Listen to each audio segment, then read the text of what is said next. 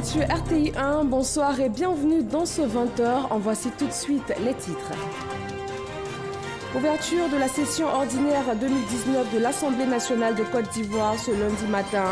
Elle a été présidée par le nouveau chef de l'hémicycle, Amadou Soumaoro, en présence du chef de l'État qui s'est adressé à la nation. Il a notamment revenu sur le volet social de son programme et sur l'importance de la paix pour le développement de la Côte d'Ivoire. Cybercriminalité, plus de 5,5 milliards de francs CFA de préjudice enregistrés en 2018, avec pas moins de 2860 plaintes introduites par des victimes. La plateforme de lutte contre la cybercriminalité a dressé le bilan de l'année écoulée aujourd'hui, 1er avril. 17 pilotes ivoiriens ont été formés par l'Institut national polytechnique Félix Houphouët-Boigny de Yamoussoukro aux frais de la compagnie Air Côte d'Ivoire.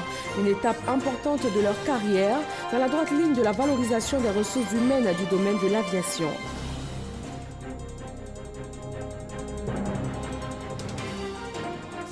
Et puis après plusieurs semaines de manifestations et de contestations, le président algérien Abdelaziz Bouteflika annonce sa démission avant la fin de son mandat le 28 avril prochain. Il parle également de mesures pour assurer la continuité de l'État durant la période de transition. Bonsoir à tous, bienvenue. On démarre à l'aéroport Félix Houphouët-Boigny d'Abidjan. Le président de la République, son Excellence M. Alassane Ouattara, a quitté Abidjan ce lundi 1er avril 2019 pour Dakar, où il assistera à l'investiture du président élu du Sénégal, son Excellence M. Macky Sall, le mardi 2 avril 2019. En marge de cette cérémonie, le président Alassane Ouattara aura un entretien avec son homologue sénégalais et le chef de l'État va regagner Abidjan le mardi 2 avril 2019 en fin de journée. Avant ce départ pour le pays de la Teranga, le chef de l'État était ce matin à l'ouverture solennelle de la première session ordinaire 2019 de l'Assemblée nationale. Une rencontre présidée par le numéro 1 de l'hémicycle, Amadou Soumaoro. Le point avec Viviane Naïma. À l'ouverture ce lundi 1er avril de sa première session ordinaire de l'année, l'Assemblée nationale, présidée par son nouveau président Amadou Soumaoro, a affiché sa cohésion, malgré ses querelles politiciennes. 237 députés présents sur les 253. C'est aussi de manière unanime que tous ont accueilli le président de la République Alassane Ouattara, qui, ainsi que l'autorise la loi, avait une adresse à faire aux députés. Prenant la parole en premier, le président Amadou Soumaoro s'est prononcé sans détour, assurant le chef de l'État du soutien ferme de l'Assemblée nationale à sa politique de paix et de construction de la Côte d'Ivoire. Monsieur le Président de la République, votre présence si réconfortante, Monsieur le Président, nous honore. Parce que vous êtes et demeurez une personnalité politique d'exception, artisan infatigable de la construction de la paix et du progrès de notre pays. Le bilan positif de votre gestion a permis à notre pays de se hisser au rang des pays à économie performante. Nous voudrions vous assurer de la ferme volonté de la représentation nationale en tant que force de proposition de vous accompagner dans cette difficile mais exaltante mission de rechercher des solutions aux défis qui se posent à l'ensemble de nos populations. Dans son adresse aux députés, comme l'autorise la loi, le président de la République a affirmé sa volonté de doter la Côte d'Ivoire d'institutions crédibles. Je félicite tout particulièrement mon jeune frère, le président Amadou Soumaoro, sur qui vous avez porté votre choix pour diriger cette prestigieuse institution. Le président Amadou Soumaoro est un homme de grande expérience, vous le savez. Un homme engagé, compétent, honnête et courageux. Je suis convaincu, au regard de ses qualités personnelles et professionnelles et de sa riche expérience politique et parlementaire, qu'il apportera beaucoup à l'Assemblée nationale et qu'il saura guider et mériter votre confiance. La mise en place d'institutions fortes et crédibles me paraît essentielle.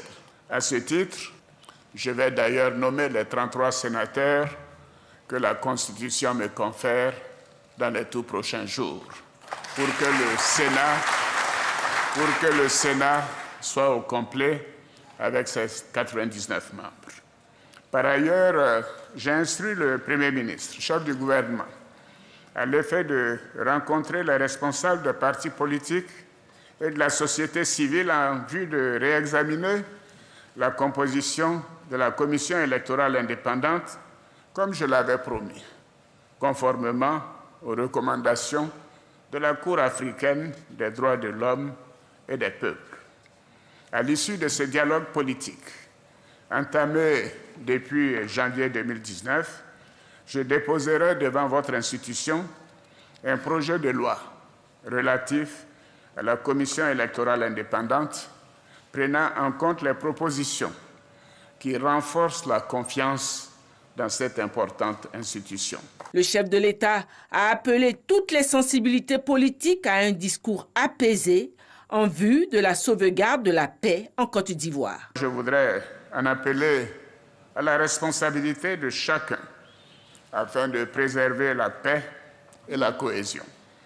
Nous devons tous tenir un discours apaisé, car nos compatriotes, dans leur grande majorité, aspirent à travailler, à vivre ensemble dans la paix et la sécurité pour bâtir notre nation. Notre nation est jeune et par conséquent, elle est fragile. Nous en avons fait l'expérience au cours des dernières décennies. Et puis, dans le cadre de sa politique sociale, le président de la République a engagé les députés à faire évoluer plusieurs textes de loi de portée sociale. La récente adoption d'un projet de loi en Conseil des ministres pour favoriser la représentation des femmes dans les assemblées élues va imposer un quota minimum de 30% de femmes sur le nombre total de candidats présentés au scrutin. Et je souhaite que vous puissiez me suivre avec cette modernisation de la vie politique dans notre pays. De plus, très prochainement, vous serez également saisis d'un ensemble de projets de loi qui renforcent les droits des femmes et des mineurs. Il s'agit des projets de loi sur le mariage, sur la minorité, la succession et la filiation. Tenez-vous bien, les textes en vigueur datent de plus d'un demi-siècle, de 1964. Ceci n'est pas acceptable pour un pays moderne comme la Côte d'Ivoire. Des projets de loi adoptés dans le cadre du renforcement de l'action sociale du gouvernement vous seront également soumis. Il s'agit notamment du projet de loi portant un régime hospitalier et du projet de loi instituant un code de la construction et de l'habitat. Oui, le problème de la construction et de l'habitat est un véritable casse-tête pour notre pays. Chaque Ivoirien, de mon point de vue, doit aspirer à avoir une maison. Et ceci est quasiment impossible aujourd'hui avec les lois qui sont en vigueur. Donc nous proposons de les modifier pour que l'accès au logement, à la construction, à l'habitat soit véritablement démocratique. Et je compte sur vous. L'ouverture de cette première session ordinaire de l'Assemblée nationale sous la présidence du nouveau président Amadou Soumaoro a été immortalisée de belle manière. Alexis Ouedraogo nous propose de revenir en images sur l'arrivée du chef de l'État à cette rencontre du Parlement ivoirien ce matin. 11h ce lundi, l'Assemblée nationale de Côte d'Ivoire reçoit le chef de l'État, Alassane Ouattara. Les honneurs militaires lui sont rendus par la musique de la garde républicaine, le drapeau de l'État et sa garde, 3 pelotons de l'école de gendarmerie d'Abidjan, 3 sections de la garde républicaine. L'ensemble des troupes aux ordres du chef d'escadron Kipré Ghislain, adjoint au commandement du groupement numéro 1 de la garde républicaine. Le chef de l'État salue la chaîne des grands commandements avant de faire son entrée dans l'hémicycle.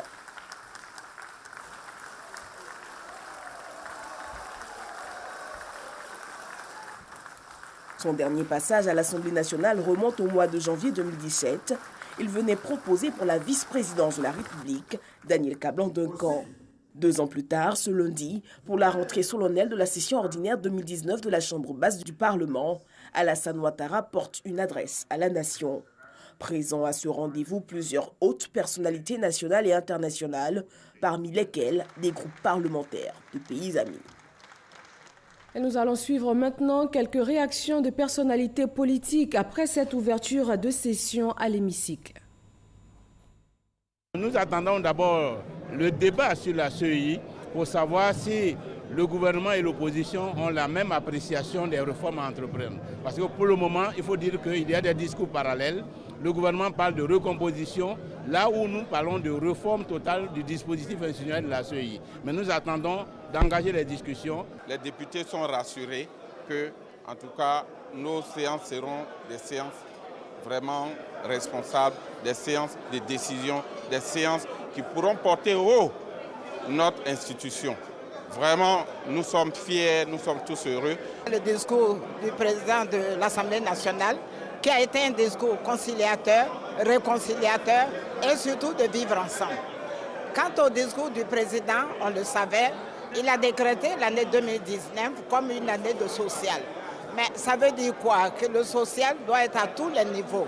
Qu'avec nos voisins, nous fassions de social, qu'avec notre famille, nous fassions de social, et qu'on ait le goût et le respect du partage. Le chef de l'État, c'est le président de tout le monde. Il demande l'union. Il prône l'union et la cohésion entre les filles et les fils de la Côte d'Ivoire. Parce que vous savez, sans l'union, on ne peut rien faire. Ensemble, on pourra lui permettre, on pourra l'aider à continuer le travail qu'il a fait depuis 2011. Le discours mémorable du chef de l'État aujourd'hui, qui s'est appuyé sur 3 points essentiels. Le premier point, cette année 2019, est sous le sceau du social. Et c'est ce que nos mandants, nos populations attendaient, un peu plus de social. Mais et surtout aussi, cette année aussi, le président de la République, le chef de l'État, a décidé que le problème, les conditions de vie et de travail des députés soient améliorées. Et ça aussi, il nous a donné aussi un point de vue satisfaisant. C'est un sentiment de joie, de fierté d'accueillir le président de la République au sein de la représentation nationale, l'Assemblée nationale qui est une institution très forte et aujourd'hui moderne. Il faut dire que le message délivré par le président de la République est un message de paix. Il a tenu à rassurer les Ivoiriens quant à l'avenir de la Côte d'Ivoire. Le président de la République, au cours de son discours, nous a expliqué qu'il aura plus de 700 milliards d'investissements dans le social, notamment dans l'accès à l'eau potable et l'habitat. Tout ceci pour le bien-être de nos mandants, c'est-à-dire nos populations que nous représentons à l'Assemblée. Conformément à l'article 115 de la Constitution, qui prévoit que le président de la République s'adresse directement ou indirectement à l'Assemblée nationale, à l'une des chambres du Parlement, que s'inscrit notamment la présence du président de la République lors de cette séance ordinaire de l'Assemblée nationale. En termes de contenu, le président de la République a rassuré et réaffirmé la volonté qui est la sienne de contribuer ou de continuer à renforcer les institutions de la République. Le président nous a rassuré que les élections de 2020 se feront dans la paix et encore nous a dit d'être rassuré parce que les conditions de vie et de travail des députés seront améliorées. Et cette rencontre de ce matin revêt une importance particulière pour la vie de l'Assemblée nationale de Côte d'Ivoire. Membres du gouvernement, personnalités politiques et députés présents se sont exprimés. Au plan national, nous estimons qu'un plan de développement est en cours. Nous félicitons le président de la République parce qu'en si peu de temps, beaucoup de choses ont été faites. Et nous voulons voir continuer ces actions aussi positives pour la nation ivoirienne. À ce titre, je voudrais dire félicitations au président. Quant à l'Assemblée nationale, nous sommes les représentants, nous traduirons fidèlement les instructions du président de la République aux populations dont nous avons la responsabilité. Nous avons des projets de loi concernant la CEI, des projets de loi concernant le mariage et les filiations. Ce sont des projets de loi assez importants qui pourront vraiment toucher le quotidien des populations ivoiriennes. Donc retenons que la cohésion sociale, la sécurité et la paix doivent être le leitmotiv de tout ce que nous menons comme action pour le bonheur des populations ivoiriennes. La première vision, nous n'avons pas le droit d'hypothéquer l'élan de développement de la Côte d'Ivoire qui est amorcé. La seconde vision, que nos devanciers, nos aînés, de par leur incapacité à s'entendre, n'ont pas le droit, n'est-ce pas, de sacrifier la jeunesse ivoirienne. Et enfin, la dernière vision, la paix, la cohésion nécessaire. Ce qui m'a marqué dans les deux discours, c'est l'appel au rassemblement et surtout l'appel à la paix. Et au-delà des divergences politiques, nous demeurons des Ivoiriennes et des Ivoiriens et nous devons consolider la paix et construire la Côte d'Ivoire dans la confiance. Et c'est ce qui m'a marqué pour dire que ce que les Ivoiriens attendent de nous, c'est leur bien-être. Ce que les Ivoiriens attendent de nous, c'est comment la Côte d'Ivoire va toujours demeurer en paix pour avoir le développement. Tous les discours que nous avons entendus nous exhortent à la paix, au rassemblement. Et je crois que c'est ça, c'est essentiel, c'est très important. Surtout le contexte dans lequel nous sommes actuellement, il faut que ce type de discours revienne de manière récurrente. Nous sommes très contents. Le chef de l'État met l'accent sur l'autonomisation de la femme. Il est d'accord que les textes en eux seuls ne peuvent pas tout régler. Donc il faut aller plus loin, il faut avoir des mesures beaucoup plus courageuses. Non, le président de la République a toujours bien parlé. Il a bien parlé. Toutes ses promesses sont tenues. Et aujourd'hui, il a couronné par un message sur les députés, c'est-à-dire les conditions des députés. Et il a raison. Il a raison. Habituellement, nous attendons le discours programme du PAN. Et c'est doublé cette année par le discours à la nation du président de la République. Un discours qui parle de cohésion, qui parle de rassemblement. Je suis ivoirienne comme les autres, donc ça ne fait que me réjouir. Nous voulons la paix dans ce pays-là pour que nos populations puissent bénéficier de tout ce qui est action sociale du gouvernement et du président de la République. Donc vraiment un très beau discours. Nous sommes vraiment très fiers du discours du président de la République et du président de l'Assemblée nationale. Aujourd'hui, c'est un grand jour avec cette ouverture de la première session ordinaire de 2019. C'est un grand événement. Aujourd'hui, ça prouve que l'Assemblée nationale de la Côte d'Ivoire renaît. Nous avons toujours souhaité travailler main dans la main pour la Côte d'Ivoire. Et le président a donc lancé un message fort, celui de la paix, la consolidation, celui du message de la réconciliation. Et nous pensons que nous devons donc œuvrer pour que cela soit traduit en des actes concrets. La loi 1964 concernant la famille est largement dépassée, comme il a dit. Et dans un État moderne, il faut adapter, n'est-ce pas, les lois au contexte qui viennent. La Côte d'Ivoire de 2019-2020 n'est plus celle, n'est-ce pas, de 1964. Donc il faut faire une réadaptation des lois par rapport au contexte national, par rapport au contexte mondial. Et ça, c'est une très bonne chose. Effectivement, aujourd'hui, c'est un grand jour parce que nous avons entendu que des projets de loi concernant la participation de la femme dans les instances politiques viendront bientôt sur la table des députés. Nous sommes très comblés aujourd'hui, les députés de l'Assemblée nationale de Côte d'Ivoire. C'était d'abord pour nous un grand plaisir de recevoir M. le Président au Parlement et ensuite d'écouter son message de paix, d'amour et de développement pour la Côte d'Ivoire. Mais aussi un message qui prend en compte les aspirations personnelles des députés pour un mieux-être et pour mieux assurer leur travail dans la Côte d'Ivoire. Et voilà pour ce qui est de l'ouverture de la session de l'Assemblée nationale ce matin. On s'intéresse maintenant à la lutte contre la cybercriminalité en Côte d'Ivoire.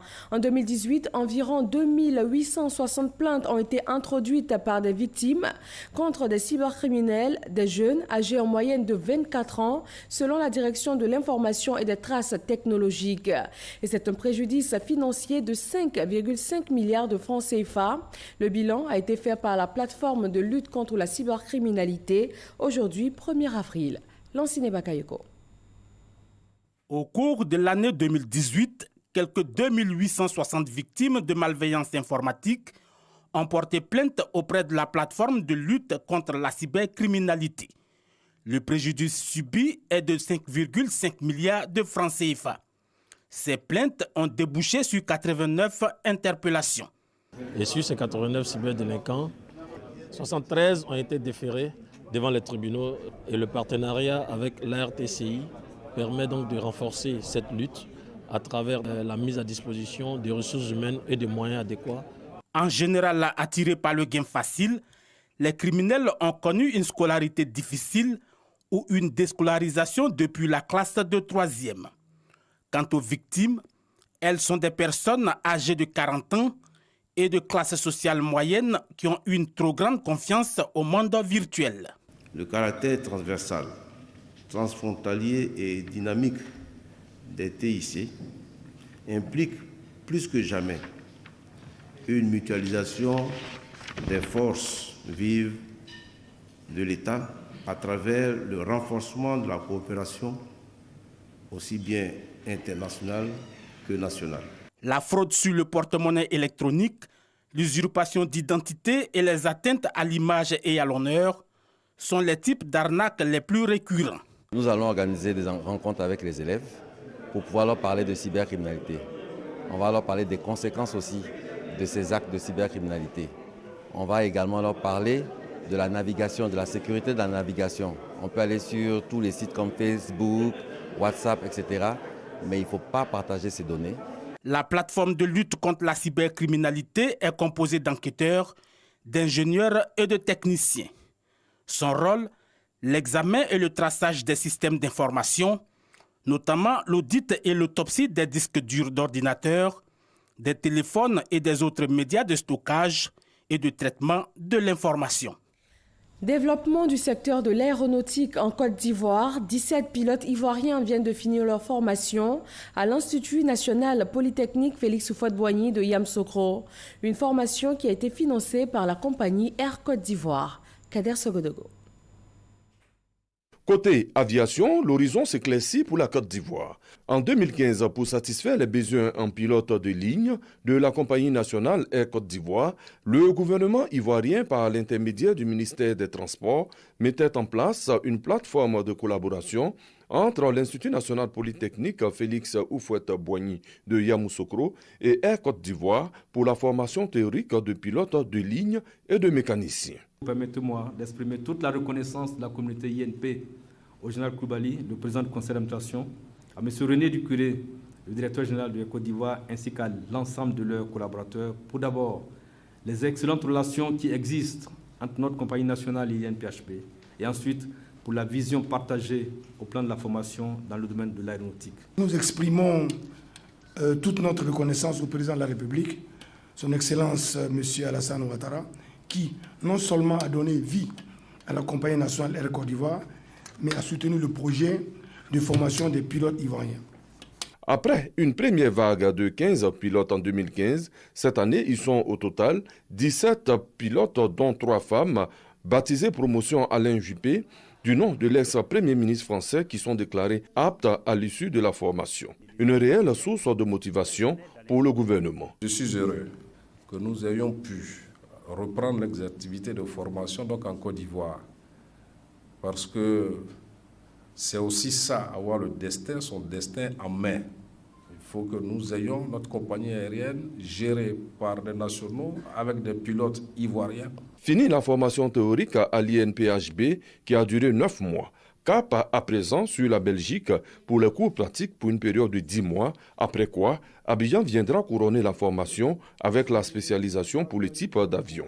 Une vocation qui devient une réalité. On a travaillé dur, on a bossé, Dieu merci, et on a réussi et on est assez heureux. Alors le message que moi j'aimerais passer à mes jeunes sœurs, c'est de ne pas se décourager, d'avoir confiance en soi, de croire en soi, de croire que les femmes aussi ont leur place aux côtés des hommes. Le recrutement pour les emplois de pilotes et de mécaniciens se fait à l'issue d'un test. Il faut être titulaire d'un bac scientifique ou technique plus 3.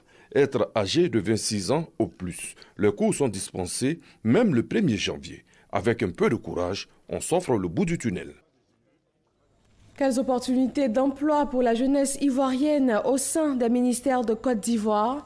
C'est pour répondre à cette question que le ministre de la Promotion de la jeunesse et de l'emploi des jeunes a entrepris depuis quelque temps une série de rencontres avec les secteurs porteurs d'emploi, et cela conformément au volet emploi du programme social du gouvernement.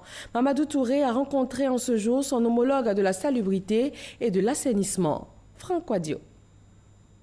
Touré Mamadou en visite chez Anna Ouloto. Chez sa collègue en charge de l'assainissement et de la salubrité, le ministre de la Promotion de la jeunesse et de l'emploi des jeunes est venu chercher des opportunités d'emploi conformément à la vision du président Alassane Ouattara. Le gouvernement a lancé son plan social et l'axe 4 de ce plan social concerne l'emploi des jeunes.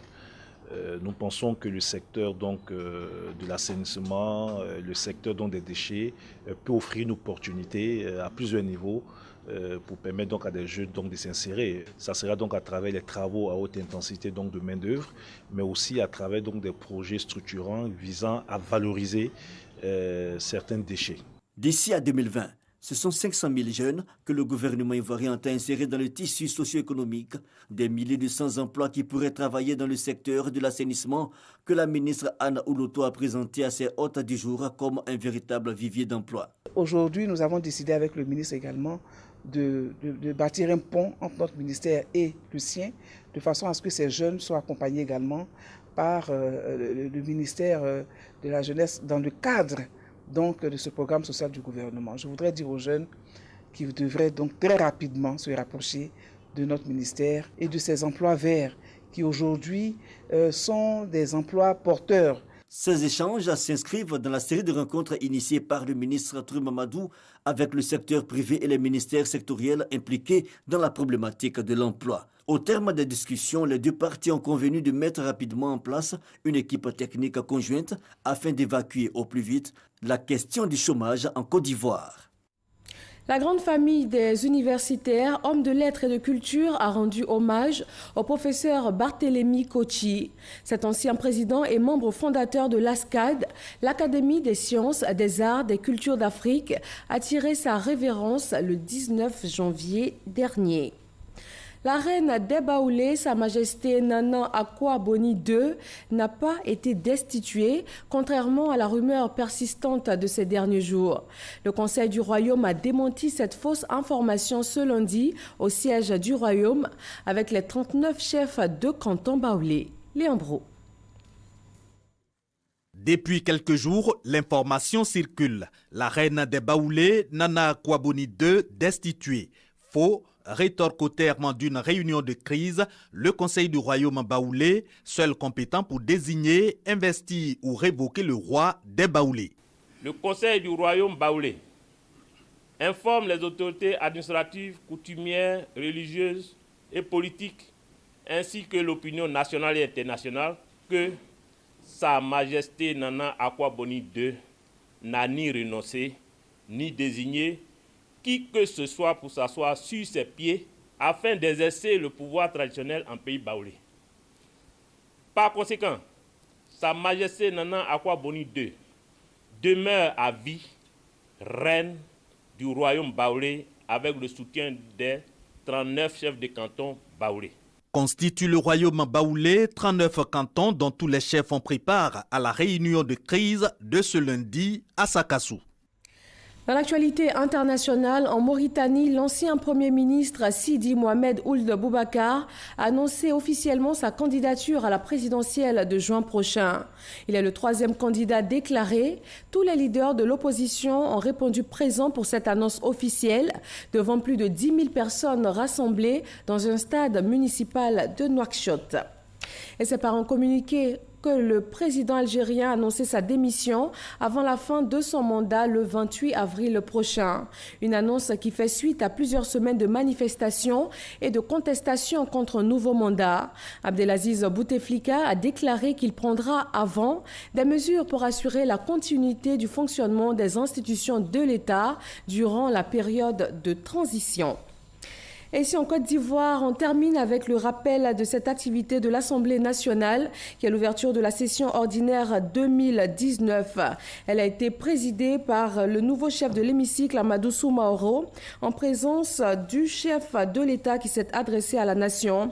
Le président Alassane Ouattara est revenu sur le volet social de son programme et sur l'importance de la paix pour le développement de la Côte d'Ivoire. Et c'est tout pour ce 20h. Tout à l'heure, le numéro 8 de votre émission La Côte d'Ivoire en marche sera diffusé à 20h50. Il est consacré au ministère des Transports et au ministère de l'Assainissement et de la Salubrité. Retrouvez à 23h Michel Mambo pour un nouveau journal. Merci à tous et à demain 20h.